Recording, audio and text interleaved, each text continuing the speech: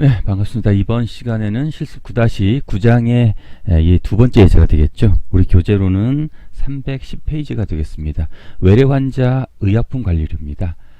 의약품 관리료가 일자별로 다르겠는데요. 이 중에서도 16일에서 31분 이하, 즉 31분까지의 기준을 통해서 의약품 관리료를 받게 되는데요. 그 외래 환자 의약품 관리료에 대한 기준 설정을 설정해 보도록 하겠습니다.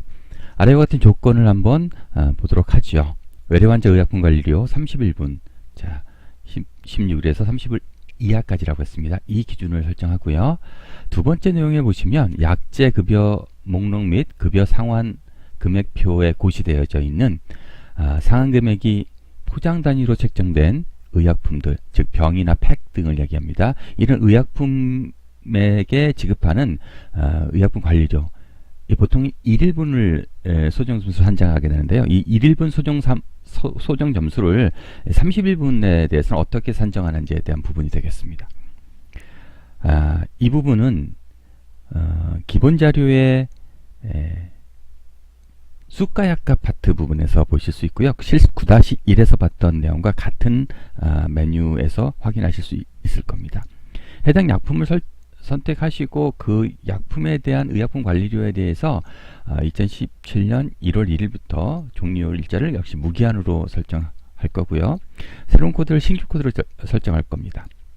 또한 이 코드 정보들을 이제 등록하고 난 다음에는요, 역시 코드 정보를 초기화하고 의약품 관리료를 검색해서 해당 상대 가치 점수가 현재 2019년 오늘이 5월 13일입니다. 2019년 기준으로 상대가치 점수가 얼마인지도 저희가 한번 확인해 보는 시간까지 마련해 보도록 하겠습니다. 실제로 이 내용은요, 수가약값 코드 중에 AL786이라는 코드에 대한 부분을 우리가 등록하고 검색해 보는 부분이라고 생각하시면 되겠습니다. 자, 스텝 1입니다. 310페이지, 우리 교재 310페이지고요.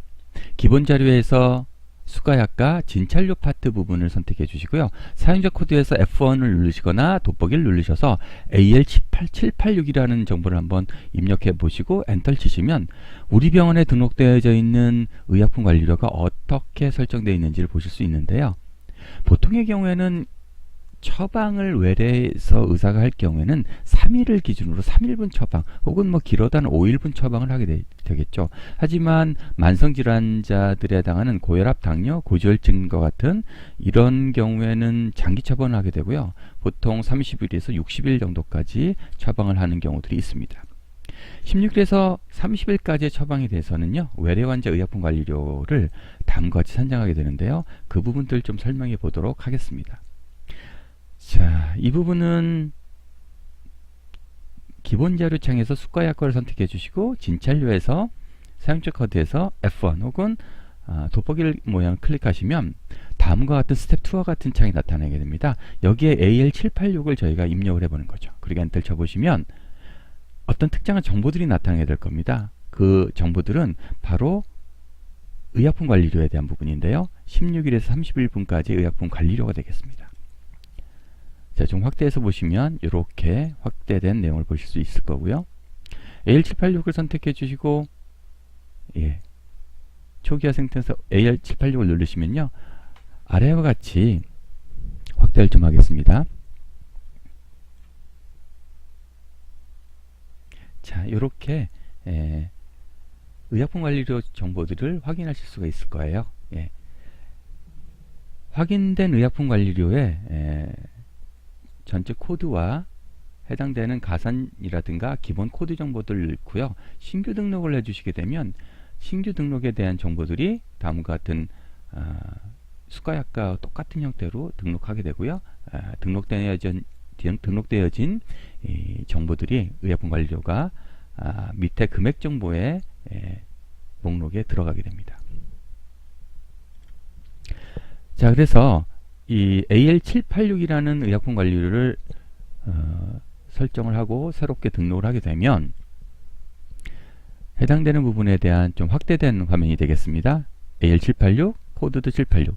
진짜 AL 코드 786이라는 부분이 코드라고 되어 있는 부분은요, 우리가 요양급여 비용 보통 수가책이라고 하는 부분에 나와 있는 그 코드 값이고요. 이거는 병원의 코드와 거의 동일하게 쓰게 됩니다.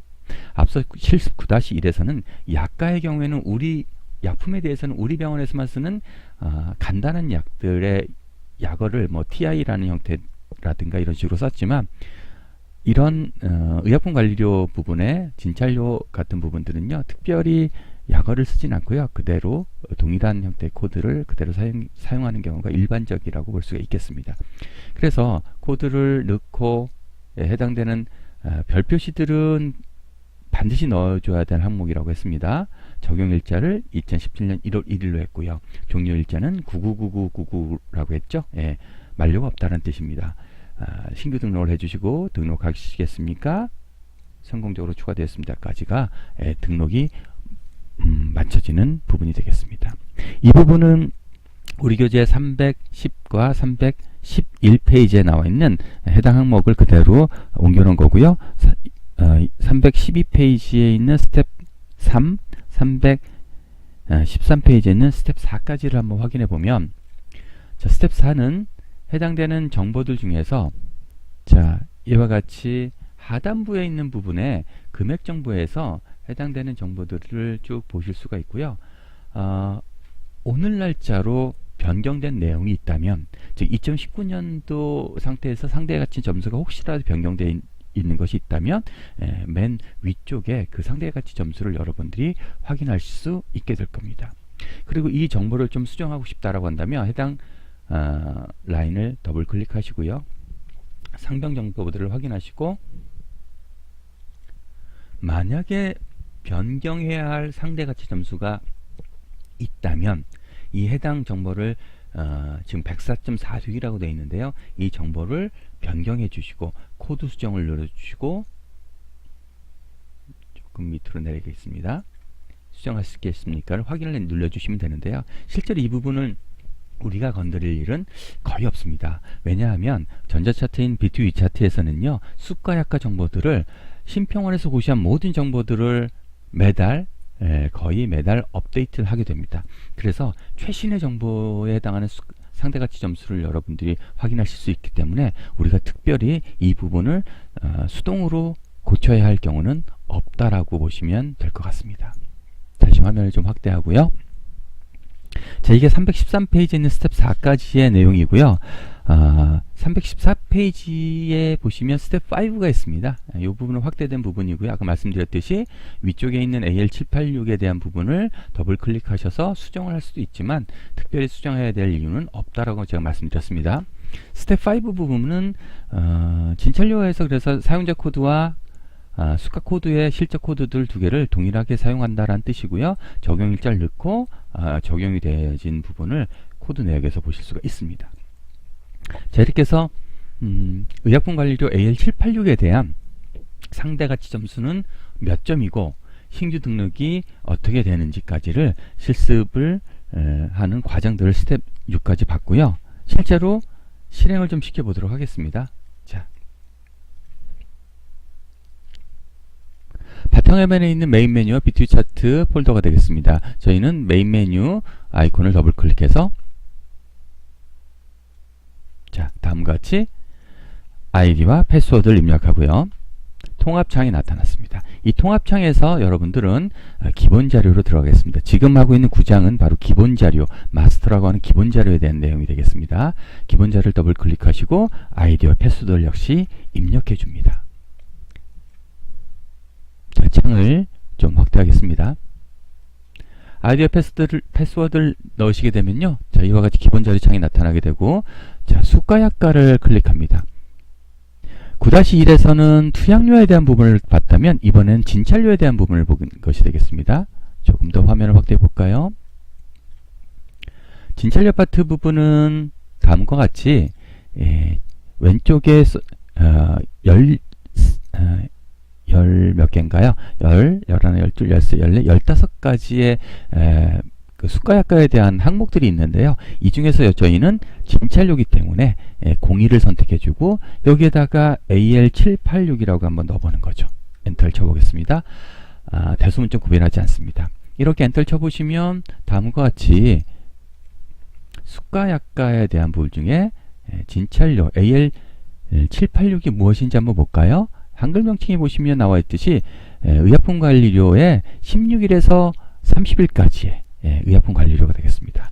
저희는 이 병원을 의원, 병원, 종합병원, 상급 종합병원 중에서도 이 B2B 차트를 병원급으로 세팅해 놓고 저희가 수업을 하게 되어 있습니다. 그래서 병원급의 의약품관리료가 AL786이 되겠습니다. 그거에 대한 해당 코드 정보들도 들어가 있고요. 가산분류를 뭐 기본으로 노말로 해주시고요. 의약품관리료에 대한 설정들을 좀 넣습니다.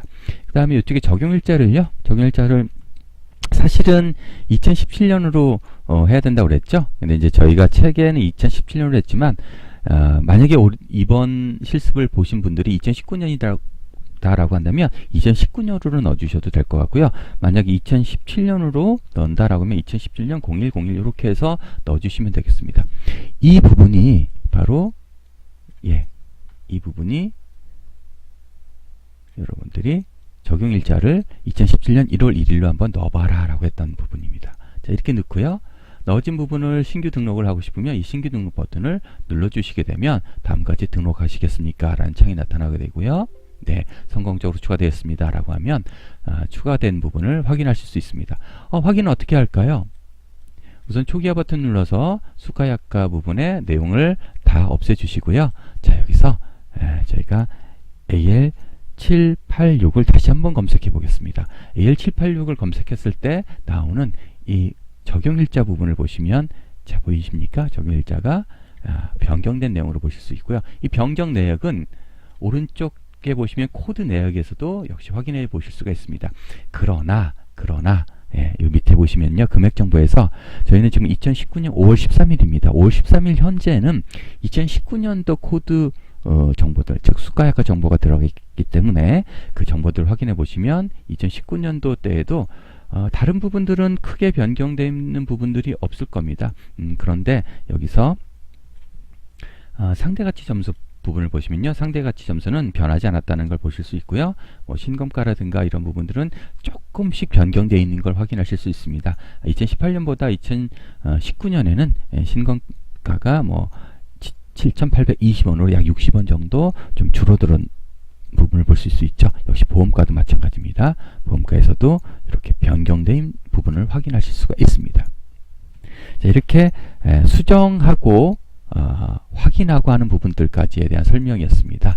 이것이 의약품관리료 이번 환자에 대한 의약품관리료 16일에서 30일까지의 그 코드, 그 다음에 수가 코드를 입력하고 검색하는 부분이 되겠습니다. 자, 이상으로 수가약과 부분에서 의약품관리료 부분을 설명드렸습니다. 프로그램을 종료해 볼까요? 프로그램 종료는 기본 자료에서는 맨 끝에 종료 버튼을 눌러주시면 자, 종료가 가능하고요. 네, 이렇게 정리하시면 마무리가 되겠습니다. 자, 이상으로 실습 9-2 실습을 마치겠습니다. 감사합니다.